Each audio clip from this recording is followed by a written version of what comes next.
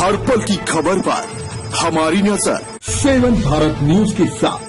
BJP की कार्य समिति की बैठक के बाद दोनों डिप्टी सीएम और योगी आदित्यनाथ के बीच चल रहे लंबे वक्त की जो अदावत है वो बाहर आ गई है और अब ये बात खुलकर सामने आने लगी है कि यूपी की सियासत में क्या चल रहा है। यूपी की सियासत में लड़ाई है, एक तरफ दो नेता दिल्ली का साथ और दूसरी तरफ है योगी आदित्यनाथ और उनके अधिकारी। और बीजेपी में बहुत कुछ पकने लगा है और वो पककर अब बाहर भी लोगों को दिखाई देने लगा है।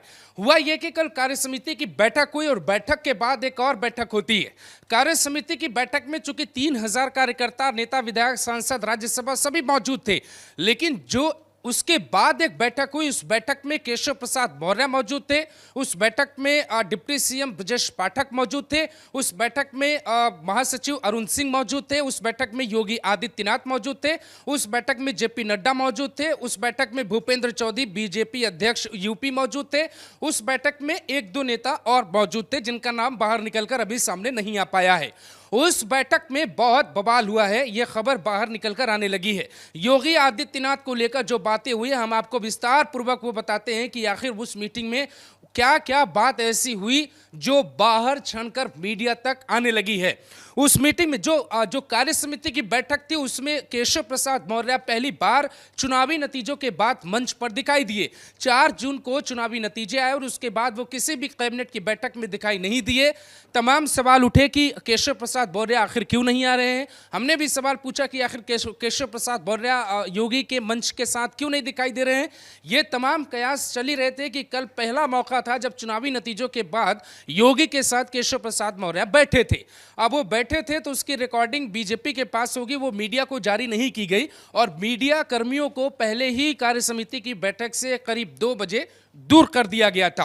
खबर यह बाहर आई कि केशव प्रसाद मौर्य ने 2 बातें कही। एक बात यह कही कि सरकार जो है, संगठन जो है सरकार से ताकतवर और बड़ा होता है। दूसरी बात उन्होंने कार्यकर्ताओं से यह कही कि जो दर्द आपका है वही दर्द हमारा है। यह बात यह खत्म हो गई। योगी आदित्यनाथ ने भी अपने बयान में यह कहा कि 27 की जीत ऐसी होगी, जो लोग उछल कूद कर रहे हैं उन्हें उछल कूद का मौका नहीं मिलेगा। लेकिन उस मीटिंग में क्या हुआ, जिस मीटिंग की बात हम आपको बताने जा रहे हैं, बीजेपी की राष्ट्रीय कार्य समिति की बैठक के बाद एक बैठक होती है और उस बैठक में लगातार यह सवाल उठाया गया कि बीजेपी के कार्यकर्ताओं की बात अधिकारी नहीं सुन रहे हैं। केशव प्रसाद मौर्य ने अपना दर्द खुल के जेपी नड्डा के सामने और योगी आदित्यनाथ के सामने रखा है। ऐसी बातें निकलकर सामने आ रही हैं। ब्रजेश पाठक और केशव प्रसाद मौर्य तकरीबन एक ही रास्ते पे चल रहे हैं और योगी आदित्यनाथ का रास्ता अलग हो गया। यहां पूरी कहानी आपको समझने के लिए 2-4 नामों के बारे में जानना जरूरी है। अभी तक यूपी में जो कहा जाता था कि योगी आदित्यनाथ को अधिकारी जो है दिल्ली से भेजे जाते हैं और कुछ भी होता था तो योगी आदित्यनाथ उन अधिकारियों का नाम रख देते थे पार्टी मीटिंग्स में। लेकिन अभी जो है वो मुख्य सचिव जो यूपी के बनाए गए हैं वो मनोज कुमार सिंह बनाए गए हैं और मनोज कुमार सिंह बहुत खाटी योगी की लॉबी के अधिकारी माने जाते हैं, उनकी पसंद के अधिकारी माने जाते हैं। और उनको जब से बनाया गया है तो ये जो एक योगी आदित्यनाथ को लेकर यह कहा जा रहा है कि उनके पास जो एक्सक्यूज है अब वो भी नहीं बचेगा। केशव प्रसाद मौर्य और ब्रजेश पाठक का इसी बात पे ज्यादा जोर था कि बीजेपी कार्यकर्ताओं की न तो अधिकारी सुनते, अधिकारी में कौन होता है, अधिकारी में ना तो कोई जिलाधिकारी सुनता है, ना ही कोई कप्तान सुनता है, ना ही कोई सीडीओ सुन रहा है, ना ही कोई वीडियो सुन रहा है। और यहां तक कि जो सेक्रेटरी लेवल के, जो निचले लेवल के कर्मचारी होते हैं ब्लॉक लेवल पे, वो भी उनकी बात नहीं सुन रहे हैं। इस बात को लेकर बहुत नाराजगी है। लेकिन सवाल ये उठता है कि बीजेपी के सामने 2 तरह के संकट जो खड़े हैं, क्या उनसे वो निकल पाएंगे। पहला संकट यह कि योगी आदित्यनाथ को हटाने को लेकर पार्टी में बहुत बड़ा दबाव बन चुका है और यह बात किसी से छिपी नहीं है। कल कार्य समिति की जो बैठक हुई उसके बाद किसी भी बीजेपी नेता या मंच पर बैठे जेपी नड्डा की तरफ से कोई बयान ना आना कि योगी आदित्यनाथ के नेतृत्व में हमें आगे बढ़ना है, योगी आदित्यनाथ के नेतृत्व में हमें उत्तर प्रदेश तीसरी बार जीतना है, योगी आदित्यनाथ के नेतृत्व में हमें पार्टी को बड़ा करना है। इस तरीके की किसी लाइन पे जेपी नड्डा बोलते हुए दिखाई नहीं दिए। उनके भाषण में विपक्ष का एजेंडा दिखाई दिया, लेकिन योगी आदित्यनाथ के कद को लेकर कोई ऐसा बयान नहीं आया जिससे ये जस्टिफाई हो पाए कि योगी आदित्यनाथ क्या वाकई में ताकतवर हैं। तो यहाँ पे जो दोनों पक्ष हैं, ब्रजेश पाठक और केशव प्रसाद मौर्य का, वो ये चाहते हैं कि उनकी भी बात सुनी जाए। अब उनकी बात ये है कि वो कार्यकर्ताओं का एक सहारा ले रहे हैं। ये कहा जाने लगा कि बीजेपी की जो हार हुई वो कार्यकर्ताओं की वजह से हुई, लेकिन मीटिंग में जो ये खबर चली, मीटिंग में एक बात और आई और मीटिंग में वो चर्चा हुआ कि गोरखपुर मंडल की जो चारों सीटें हैं, गोरखपुर जहां से योगी आदित्यनाथ आते हैं वो सीट बीजेपी जीती, रवि किशन वहां पे सांसद बने, देवरिया भी गोरखपुर मंडल में है, वहां के भी बीजेपी सांसद बने, महाराजगंज भी गोरखपुर मंडल में है, वहां पर भी बीजेपी जीती, और कुशीनगर भी गोरखपुर मंडल में है, वो भी बीजेपी जीती। तो योगी आदित्यनाथ का अपना मंडल बीजेपी बचा पाई, अगर वो भी ना बचा पाती तो बीजेपी के लिए और भी मुश्किलें होती। लेकिन केशव प्रसाद मौर्य का जो अपना जिला है कौशाम्बी, वो बीजेपी सीट नहीं बचा पाई। डिप्टी सीएम जो है आपके वो उन्नाव के रहने वाले हैं ब्रजेश पाठक, वहां पे बीजेपी चुनाव जीत गई। तो ये जो खींचतान है बीजेपी की वो पूरी तरह से बढ़ चुकी है, और ये जो अदावत है साल 2017 से चल रही है। अब लोग ये जानना चाहते हैं कि बीजेपी आखिर चाहती क्या है। क्या बीजेपी योगी को हटाना चाहती है? क्या बीजेपी योगी की जगह केशव प्रसाद मौर्य या डिप्टी सीएम ब्रजेश पाठक को बैठाना चाहती है? क्या योगी आदित्यनाथ अधिकारियों पे इतना ज्यादा कंट्रोल दिखा चुके हैं कि अधिकारी कार्यकर्ताओं की कोई हैसियत नहीं समझ रहे हैं? आखिर ये बीजेपी में कल चल क्या रहा है, इस बात पर बीजेपी जो दिल्ली बीजेपी है, जिसको आप कह सकते हैं कि आला कमान, पार्टी के आला कमान जो हैं वो क्या सोच रहे होंगे, क्योंकि जेपी नड्डा उस बैठक में मौजूद थे, अरुण सिंह उस बैठक में मौजूद थे, और बीजेपी यूपी के नेता मौजूद थे उस बैठक में। अगर खींचतान हुई और केशव प्रसाद मौर्य ये कह रहे हैं कि भाई उनके कार्यकर्ताओं की नहीं सुनी जा रही है, क्योंकि केशव प्रसाद मौर्य का पक्ष इसलिए मजबूत हो जाता है यहाँ पर क्योंकि केशव प्रसाद मौर्य अध्यक्ष पार्टी के रह चुके हैं और योगी कभी यूपी के अध्यक्ष नहीं रह चुके हैं। इसीलिए केशव प्रसाद मौर्य बार बार संगठन का साथ लेते हैं, बार बार संगठन का इशारा लेते हैं, जिसके कारण बीजेपी में उनकी बात न चाहते हुए भी कई बार आला कमान को सुननी पड़ जाती है।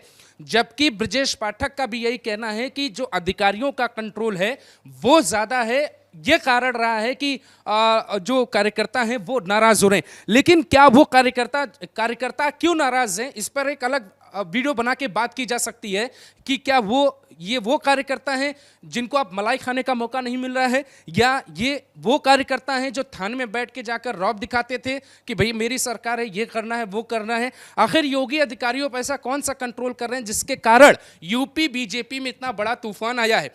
अब यहाँ बेसिक तौर पे अगर आप समझिए तो बीजेपी के भीतर जो विधायक हैं, बीजेपी के जो 250 के आसपास विधायक अभी भी हैं, उन विधायकों में दो तरीके की सोच काम कर रही है। पहली सोच ये काम कर रही है जो कल नारेबाजी हुई कि योगी कौन आया देखो शेर आया करके नारा लगा योगी के लिए, और उनमें से कई विधायकों ने ये नारा नहीं लगाया था।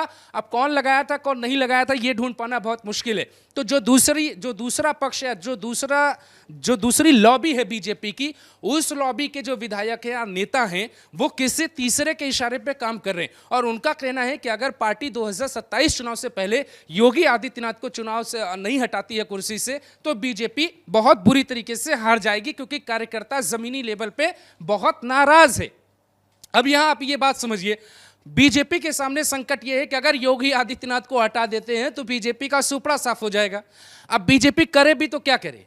बीजेपी के आला कमान को समझ में नहीं आ रहा है कि योगी आदित्यनाथ को प्रमोट करें या केशव प्रसाद मौर्य, या फिर उनको समझाएं। यहां तीसरा पक्ष ये आ रहा है कि योगी आदित्यनाथ को यह कहा जाए कि आप अपने कार्यशैली को बदलिए। जो अधिकारी हैं उनको ये संदेश देना बहुत जरूरी है कि बीजेपी की सरकार है और सरकार रहते हुए कार्यकर्ताओं का अपना लाभ होना चाहिए। तो क्या योगी आदित्यनाथ अपनी नैतिकता से समझौता नहीं कर पा रहे हैं? क्या कार्यकर्ताओं को छूट नहीं मिल रही है? क्या कार्यकर्ताओं को मनमर्जी करने का मौका नहीं मिल रहा है? आखिर कार्यकर्ता चाहते क्या है, ये बात बीजेपी को और योगी आदित्यनाथ दोनों को समझनी पड़ेगी। यहां यही दांव पेच फंस रहा है, क्योंकि केशव प्रसाद मौर्य, अखिलेश यादव ने साफ बयान दिया था करीब 4 जुलाई के आसपास कि ब्रजेश पाठक जो हैं वो योगी आदित्यनाथ की कुर्सी पर बैठना चाहते हैं, और ये बात योगी आदित्यनाथ को पता है। अब जो बाहर खबरें आ रही है ना वो बहुत खुल के आ रही है, इसमें कुछ छिपने वाली जैसी बात नहीं है। केशव प्रसाद मौर्य को लेकर तमाम बयान अखिलेश यादव ने ऐसे ही दे चुके हैं पहले ही, और अखिलेश यादव ब्रजेश पाठक को लेकर पहले भी कई बार बोल चुके हैं। तो योगी आदित्यनाथ चारों तरफ से घिरे हुए हैं। ये लड़ाई 2 वर्सेज 1 हो गई है या 3 वर्सेज 1 हो गई है। एक नाम है ब्रजेश पाठक, एक नाम है केशव प्रसाद मौर्य, तीसरा कौन नाम है उनके साथ ये आप आकलन कर सकते हैं। योगी आदित्यनाथ इधर अकेले पड़े जा रहे हैं, गोरखपुर की जो उनकी लॉबी है वो क्या उतनी ताकतवर है कि उनको बचा पा रही है या उनको सुरक्षित रख पा रही है, या योगी का बुलडोजर जो है और जनता में जो लोकप्रिय हुआ उसके कारण योगी पर कोई आंच नहीं आ रही है। तो बीजेपी बहुत बुरी स्थिति में यूपी में फंस चुकी है। हाल फिलहाल में आप बुरी तरीके से चुनाव हारे, मुलायम सिंह के रहते भी कभी समाजवादी पार्टी का इतना उदय नहीं हुआ, लेकिन योगी आदित्यनाथ मुख्यमंत्री इतना उदय हो गया तो एक बड़ा बवाल पार्टी में मचा हुआ है। अब पार्टी के भीतर यह कहा जा रहा है कि जो 10 सीटों पे उपचुनाव होना है वो भी योगी आदित्यनाथ के लिए एक अग्नि परीक्षा है। यहां यह भी बात हो सकती है कि जो रमेश चंद्र मिश्रा जो जौनपुर के विधायक हैं और ब्राह्मण विधायक हैं, एक पार्टी के भीतर एक तर्क यह भी चल रहा है कि योगी की जो लॉबी है वो राजपूतों वाली लॉबी तैयार हो गई है और इससे ठाकुर, यूपी के भूमिहार में कौन आते हैं? भूमिहार में आते हैं ए के शर्मा जो IAS अधिकारी रहे हैं, दिल्ली में नरेंद्र मोदी के बहुत खास रहे हैं। वो भूमिहार लॉबी आप देखें अगर तो वो भी एक तैयार हुई है यूपी की सियासत में और वो बहुत नाराज हैं। तो योगी आदित्यनाथ को अपनी कार्यशैली में बदलाव करना ही पड़ेगा।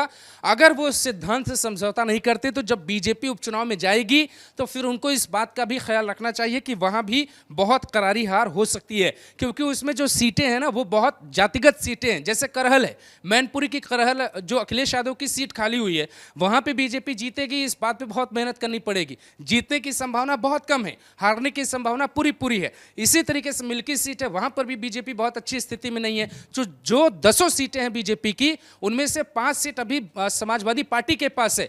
बीजेपी के पास बहुत अभी समय भी नहीं बचा कि वो मेहनत कर पाए और योगी अगर वहां पे चुनाव हारेंगे तो बहुत बड़ा बवंडर मचेगा, क्योंकि उसमें एक सीट अयोध्या की भी है। जो अयोध्या के सांसद अवधेश पासी चुनाव जीतकर संसद पहुंचे हैं उनकी भी सीट खाली हुई है। अगर योगी आदित्यनाथ वो सीट नहीं बचा पाएंगे और इस तरीके की सीट नहीं बचा पाएंगे तो जो बात केशव प्रसाद मौर्य और ब्रजेश पाठक की तरफ से बार बार पार्टी आलाकमान को कहा जा रहा है कि भाई यहाँ पे पार्टी कार्यकर्ता नाराज है, सुनी नहीं जा रही, जमीनी हकीकत नहीं है, वो चीज जो है बहुत स्थिति खराब करेगी योगी आदित्यनाथ के लिए। तो यूपी में बीजेपी के लिए धर्म संकट वाली स्थिति है, वो सुने किसकी? योगी आदित्यनाथ को हटा दें तो पार्टी के लिए स्थिति खराब, योगी आदित्यनाथ को न हटाएं तो पार्टी के भीतर नेताओं की स्थिति खराब। अब उनको खुद नहीं समझ में आ रहा है कि करें तो क्या करें, क्योंकि योगी का कद इतना बड़ा हो चुका है कि योगी का कोई विकल्प नहीं। और बीजेपी के भीतर कई ऐसे नेता हैं जिनको यह गलतफहमी है कि योगी से ज्यादा बड़ा कद उनका है, सारी दिक्कत उनकी है। जबकि बीजेपी आला कमान अगर एक बार ऑर्डर जारी कर दे और यह कह दे कि योगी आदित्यनाथ के नीचे ही सबको रहना है तो इसमें कोई भूचाल नहीं आ जाएगा। आप समझा सकते हैं, जरूरी नहीं हर नेता की ब्यूरोक्रेसी संभालने की क्षमता उतनी ही हो। मायावती ने ब्यूरोक्रेसी को अलग तरीके से संभाला, अखिलेश यादव में ब्यूरोक्रेसी हावी रही थी, कार्यकर्ताओं की खूब चलती थी। योगी आदित्यनाथ की सरकार में ब्यूरोक्रेसी कंट्रोल में है तो कार्यकर्ता नाराज है, ये नाराजगी तो चलती रहेगी। लेकिन फूफा जी के नाराज हो जाने की वजह से शादी नहीं रुकती, तो क्या कार्यकर्ताओं के नाराज होने की वजह से योगी कुर्सी चली जानी चाहिए? ये सवाल बीजेपी को ही सुलझाना होगा और इस पे जनता को भी जवाब देना चाहिए, सोचना चाहिए कि आखिर यूपी में जो बीजेपी कर रही है उसका परिणाम क्या होगा। और अखिलेश यादव को, जैसे लोकसभा चुनाव में अखिलेश यादव की इतनी बम्पर जीत हुई, अगर ये सब नहीं संभाला गया तो यूपी के अगले CM अखिलेश यादव बन जाएं, इसमें कोई संदेह नहीं।